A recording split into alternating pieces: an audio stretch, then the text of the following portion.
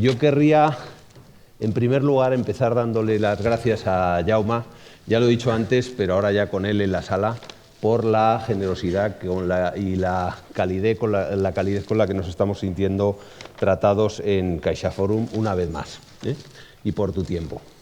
Vamos a hacer ahora, como estaba anunciado, una conversación. Vamos a intentar que esto sea un diálogo entre dos profesionales. Yo creo que 25 años de profesión nos contemplan aquí en la vida de Jaume, pero me gustaría, un poco en línea con lo que hemos estado hablando ya esta mañana, de la atalaya que nos da la posición de comunicador, que suele ser una escucha social, una antena muy privilegiada de lo que van siendo los cambios que nos rodean, precisamente que tú nos des tu visión sobre cómo esa transformación que está viviendo la sociedad nos obliga a nosotros también como profesionales a transformarnos. ¿Qué está cambiando ahí fuera que debería cambiar en la figura del DIRCOM? Gracias, querida ministra, amigas y amigos. A ver, desde mi punto de vista, de las muchas cualidades que debe tener un director de comunicación de una entidad pública o privada, la principal es la escucha. Escuchar en el sentido conceptual del término, escuchar lo que ocurre en tu entorno más cercano y en tu entorno más alejado. Y por lo tanto, por supuesto que las transformaciones que estamos viviendo en la sociedad nos afectan mucho y debemos trasladarlas pues, a nuestros presidentes o a nuestros consejeros delegados, porque es al final los ingredientes de nuestro trabajo. O sea que en primer lugar resaltar la importancia que tienen cualquier transformación para el trabajo de un comunicador. Y dicho esto, en mi opinión, tenemos la suerte o la desgracia de que nos ha tocado vivir un momento de aceleradas transformaciones a nivel del mundo, a nivel de Europa y a nivel de España. A lo largo de la historia hay periodos en que, hombre, siempre hay pequeños cambios, pero hay algunos periodos en que estos cambios se aceleran. Y ahora mismo estamos, insisto, por suerte o por desgracia, viviendo un momento en el que en el mundo hemos pasado de un mundo bipolar en la época desde la Segunda Guerra Mundial con la Unión Soviética, Estados Unidos, que era relativamente fácil situarse con dos grandes bloques y dos grandes líderes. Del 45 al 89, el 89 ocurren dos cosas fundamentales, que es, ahora hemos celebrado hace poco pues, todos los hechos de la plaza de Tiananmen en China y la caída del muro, los dos en el 89, el mundo bipolar se viene abajo y surge un mundo unipolar, donde Estados Unidos un poco y la democracia liberal se iba extendiendo bajo la tutela sobre todo de Estados Unidos y el efecto contagio. Pero esto recientemente ha saltado por los aires y ese mundo unipolar ahora es no bipolar sino multipolar. Estamos viendo cómo hay muchas potencias con líderes con ejes, digamos, autoritarios, y esto está cambiando radicalmente. Y esto pues, afecta a todo. No es el momento de extenderse, pero evidentemente cuando está Estados Unidos, está China, está India, está Brasil, está Rusia, 5 de las 10 grandes economías del mundo, con líderes, digamos, autoritarios. De estas 5, 4 son potencias nucleares. Evidentemente está claro que hay una inestabilidad en el mundo. En Europa, el Brexit, y no solo Brexit, estamos viendo pues, que genera mucha inquietud, mucha inestabilidad, cuesta mucho llegar a acuerdos, como se ha visto en las últimas horas, tanto en Bruselas como en Estrasburgo, y Europa pues, está en una encrucijada que requerirá mucho de nuestra parte. Y en España, para ir de lo más general a lo particular, pues tenemos cuestiones muy abiertas que están en la mente de todos y que no lo estaban hace 20 años. Es decir, hay cambios acelerados en todos los ámbitos y se cuestionan cosas hoy desde el modelo territorial al modelo económico, modelo de Estado, etcétera, etcétera, que pues, también generan pues, esta incertidumbre que un poco nos afecta a todos. Nosotros como profesionales también, entiendo que nos abre retos y oportunidades, pero también nos plantea desafíos éticos, incluso.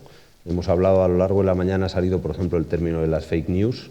No sé cómo de nuevas te parecen, porque a lo mejor las fake news son las mentiras y los bulos de toda la vida, pero sí me interesa también tu reflexión sobre la dimensión ética, los retos éticos que nos plantean a nosotros y una derivada de eso, que es la situación en la que los medios de comunicación pueden jugar un papel o se están viendo en una situación también un poco de pérdida de la zona de confort, un poco desubicados. ¿Cuál es tu visión sobre eso? Hombre, lo de la pérdida de la zona de confort, en este caso, Miguel, es un eufemismo, ¿no? Sí. Porque los medios de comunicación les ha cambiado la vida completamente, ¿no? Una transformación absoluta del modelo de negocio, pues debido pues, a las razones, a las causas que todos los que estamos aquí conocemos, pero que ha habido pues, crisis que ha afectado desde el punto de vista económico, también desde el punto de vista de la credibilidad, todo el tema de la caída de ventas, caída de audiencia. Esto, en un momento dado, yo percibí como que en algunos ámbitos de lo que es las direcciones de comunicación se veía, digamos, con cierta satisfacción, o con cierta, decir, oye, ahora viviremos mejor. Yo creo que nada más lejos de la realidad. O sea, nada más lejos de la realidad. O sea, ya no solo a nivel de país y de democracia, que es evidente que requiere de unos medios de comunicación que sean potentes, que armen noticias basadas en hechos y que haya pues, realmente empresarios de prensa dispuestos a generar noticias, lectores dispuestos a pagar por prensa de calidad. No solo eso, sino que desde el punto de vista de los directores o directoras de comunicación, necesitamos también que los medios cumplan su función como siempre la habían cumplido. Porque si no, si entramos en otro tipo de dinámicas, es evidente que el director, la figura del director, directora de comunicación, pierde un poco su sentido y puede ser sustituido por alguien solamente pues, sin el oficio que durante tantos y tantos años todas las generaciones previas y nosotros mismos hemos estado pues, hablando con periodistas, con jefes de sección, con directores de medios para chequear juntos, contrastar juntos y buscar juntos lo más aproximado a la verdad, a la objetividad. Esto, que debido al cambio de modelo de negocio de los medios se ha ido perdiendo, no es una buena noticia para los directores de comunicación y para DIRCOM. Insisto, si cambia la transparencia y digamos, la nobleza del juego, también afecta y seriamente y gravemente a la figura del director de comunicación. Nuevos desafíos éticos en relación con esas fake news, ese manejo de la información de manera torticera a veces. A ver, fake news es un concepto que ahora pues, ha tenido mucho éxito, pero que es tan viejo como la organización del poder. O sea, ahí donde ha habido alguien con poder, pues siempre ha intentado pues, manipular la realidad en beneficio propio, ¿no? Y esto ha ocurrido desde el inicio de la humanidad y podríamos remontarnos a donde queramos, ¿eh? Ahora esto es más importante. ¿Por qué? Pues yo creo que ahora es más importante porque precisamente los medios en general y por las razones exógenas al periodismo, sino por las crisis económicas que ha habido, por la concentración de medios, por la falta de ingresos publicitarios, etcétera, etcétera, pues ahora hay una importancia creciente del mundo de Internet, de las redes sociales, y ahí sí que no hay tamiz. Allí no hay el periodismo de calidad que contrasta hechos y que busca la objetividad.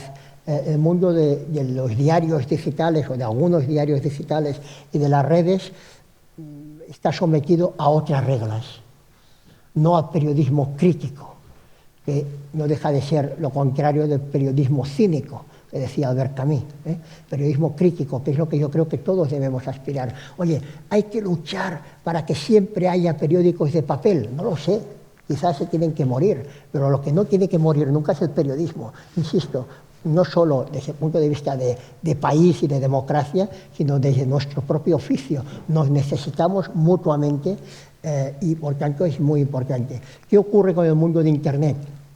Que es otro mundo, es distinto. Tiene sus ventajas, no soy ahora típico personaje que abomina de Internet. Tiene una serie de ventajas, pero desde el punto de vista del periodismo tiene otras reglas de juego. ¿Para qué nos vamos a engañar? O sea, el periodismo que se hace o se intenta hacer desde Internet pues es como una cajonera, una serie de cajones donde las noticias suben o bajan no en función de la calidad informativa, sino en función de ese invento perverso que es los contadores de usuarios, los contadores de visitantes, los contadores de noticias, que no cuentan la calidad, cuentan los visitantes, los usuarios, y desde que hay esto pues tergiversa un poco las reglas del juego tal como las habíamos conocido, y en este caso es donde las fake news, que han existido siempre, pero que ahora nos entran por todos lados en el móvil y a veces cuesta incluso saber distinguir una cosa de otra. Y ahí entronco con uno de los temas que, además, agradeciendo muchísimo la presencia de la ministra, no solo por su función, que nos representa un poco a todos de portavocía del Gobierno, sino por otra que me interesa muchísimo, que es la faceta de la educación.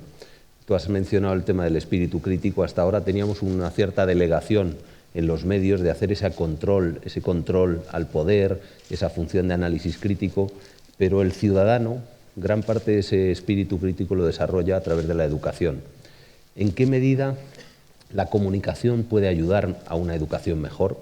¿Qué competencias podemos identificar con la comunicación que a lo mejor en un mundo como el actual son más demandadas y por tanto en un currículum deberían tener más presencia? Hablar en público, expresar ideas complejas, ser capaz de debatir. Muchas de las cosas que un profesional luego va a tener que ocuparse nacen en la educación. ¿Y cuáles son los retos, más allá de esas similitudes o esas vinculaciones con la comunicación, que vemos en la educación actualmente? A ver, hablar de educación delante de la ministra es un poco osado y, por tanto, con toda la modestia de que soy capaz, diré que es la piedra fundamental de la arquitectura de un país. La piedra fundamental. Si en los últimos años hemos visto o nos ha parecido que el mundo iba muy deprisa, que nos preparemos todos. A partir del 2020 esto nos parecerá como aquellos, ¿sabes? Aquellos tocadiscos que teníamos 33 y 45 cuando lo ponías a 33. O sea, nada que ver con lo que vendrá a partir del 2020 con el Internet de las cosas. Los cambios serán mucho más acelerados y afectarán a todos los sectores productivos. De todo esto solo nos salva la educación. La educación para que las próximas generaciones de ciudadanas y ciudadanos tengamos una educación que, no lo digo yo por estar aquí, sino lo dicen muchos sabios, entre ellos en la última reunión de Davos, que tenga básicamente 4 características, ¿no? Pensamiento crítico. Fijaros que antes hablábamos de periodismo crítico, ¿no? Pensamiento crítico, que los jóvenes sepan que no deben tragarse sin analizar todo lo que les llega desde primera hora hasta la noche. Pensamiento crítico. Creatividad, ser creativos, comunicativos. La comunicación, no porque estemos hoy en este foro, es un elemento que es clave, y lo veréis. Hay cuántos chicas y chicos salen muy bien formados y en cambio les faltan competencias y habilidades en comunicación, y lo notas a la semana de estar en la empresa, ¿no? que tiene un déficit ahí, ¿no? Y colaboración, es decir, trabajo en equipo, trabajo colaborativo. Estas 4 Cs, ¿no? Pensamiento crítico, trabajo en equipo colaborativo, comunicación y creatividad. Más allá de un tema memorístico, hay que avanzar hacia estas competencias, y esta educación es la que al final hará pues, ciudadanos más preparados para este cambio tan acelerado que hemos vivido y que se va a acelerar mucho más a partir del año que viene. Y has mencionado también antes, hace un momento, el momento político, cuando llevabas tu reflexión hacia el tema de España. Claro, nos afrontamos ahora un proceso de constitución de gobiernos en los diferentes niveles autonómico, municipal, nacional, y en Europa estamos en ese preciso momento. Nosotros desde DIRCOM lo que abogamos una vez más es por seguir profundizando en la profesionalización de la figura de los DIRCOMs, que van a tener que asumir esos retos en esas líneas, pero precisamente uniendo, y al hilo un poco de la actualidad del nombramiento del ministro Borrell como Mr. PESC en la Unión Europea, ¿qué podemos aportar? Porque la oferta la hacemos, pero ¿tú cómo ves que podemos aportar valor los responsables de comunicación que estamos hoy desempeñando nuestro papel en España, en intentar que el papel de España en el mundo refleje mejor esa España global que somos, sea un poco más ese reflejo de la realidad de país que tenemos, en el cual probablemente el relato colectivo que podemos articular entre muchos, pues seguramente nosotros podemos ser parte también de él? Sin duda. A ver, no puedo decir mucho más que solamente expresar el deseo, que seguro que será así, de que las nuevas y nuevos directores de comunicación de los distintos ámbitos de la administración pública pues sean profesionales de este campo. Estoy seguro que en la mayoría de casos será así, y que para mí, oye, las reglas son muy parecidas el sector privado que el sector público. Lo importante, como casi todo en la vida, es que seas un profesional riguroso, coherente, y que sepas de qué va el juego, ¿no? Y el juego de la comunicación en la empresa, pero también en la política, es un juego fundamental. El relato o lo haces tú o te lo hacen, y por lo tanto yo creo que hay que estar ahí, anticipar, como hemos dicho al principio, anticipar a tu jefe, en este caso pues a tu ministra o ministro, pues anticipar los escenarios posibles, alertar de los riesgos reputacionales que tienen ciertas decisiones. Hoy en día es muy difícil ocultar algo durante mucho tiempo, por lo tanto, además de eficaz y además de útil y bueno para el bien común, tiene que estar exento de riesgos reputacionales. Y una vez dicho esto, comunicarlo lo mejor y lo más ampliamente posible. Y yo creo que esto no diferencia demasiado una persona, un profesional de una empresa privada, de alguien que esté en un gobierno o en un ayuntamiento. Muy bien, pues para ir concluyendo y que sigamos cumpliendo germánicamente nuestro horario. Oye, germánicamente, o sea, también deberíamos decir... Españolamente. Claro, porque es que si no, al final nos creemos que aquí vamos a ser siempre impuntuales. O sea, yo creo que no, la puntualidad es... Es una broma, ¿eh? Pero tienes razón. Vamos a empezar a establecer un estándar nuevo. El eje franco, ya sé que el eje franco-alemán manda mucho, pero en el tema de puntualidad aquí también creo que somos puntuales. Además, y cada vez marca más. Un estándar. Vale. El modelo dircómico, vamos a hablar, una manera dircómica de cumplir la puntualidad. Yo, por acabar un poco, porque aquí reflejamos un poco el estado de la profesión, y es una profesión, primero, muy feminizada, donde la mujer gana claramente un peso creciente. De hecho, entre nuestras socias, más de la mitad ya son directivas, con brecha salarial, con otra serie de retos que estamos trabajando, pero es una profesión que se está rejuveneciendo y que efectivamente tenemos esa polarización entre los que llevamos y lleváis más años de carrera y los que se están incorporando, y probablemente hay ese mundo intermedio. Pero a esos que se están incorporando ya a la profesión, tú, después de tus 25 años, en los que prácticamente yo diría que lo ha sido todo, que has hecho del itinerario, que a mí me parece modélico, de haber empezado en funciones ejecutivas, pero muy operacionales, haber pasado a funciones más estratégicas, de marca, de reputación, de intangibles, funciones más de gestión, y hoy en funciones incluso de gobernanza, presidencias, consejero. Ese itinerario profesional te permite tener una visión muy clara de lo que son las competencias. Hoy hemos visto las capabilities, pero ¿cuáles son los consejos que tú le darías a esos jóvenes que se incorporan a la profesión para que esos 25 años que a ti te ha llevado a aprender cosas, pues probablemente les evitemos algo de curva de aprendizaje? A ver, en general, yo creo que cada caso es distinto, pero yo creo que en la vida tienes que dar siempre un poco más de lo que esperan de ti. O sea, hoy en día no debes hacer solamente, y tiene sus riesgos, lo advierto y lo reconozco, pero normalmente te dan un perímetro de juego y hay gente que se mueve en ese perímetro. Yo creo que al final lo que la empresa, el gobierno, tu jefe esperan de ti, aunque no te lo digan explícitamente, es que cuando haya que salir de ese perímetro también lo hagas para salvaguardar los objetivos de la empresa y del presidente que sea, ¿no? O de tu jefe en general. Por lo tanto, oye, hay que tener cierta valentía, es dar más de lo que se espera de ti, sin esperar nada a cambio. Si lo haces bien, ya llegará. Formarte continuamente y tener una lealtad, pues, a los principios de tu profesión, o sea, reglas de juego limpias y por supuesto a tu compañía o a tu jefe, a tu organización, ¿no? Y oye, trabajar mucho durante muchos años siempre funciona, ¿no? Muy bien, o sea que al final valores, como en todo. Sí.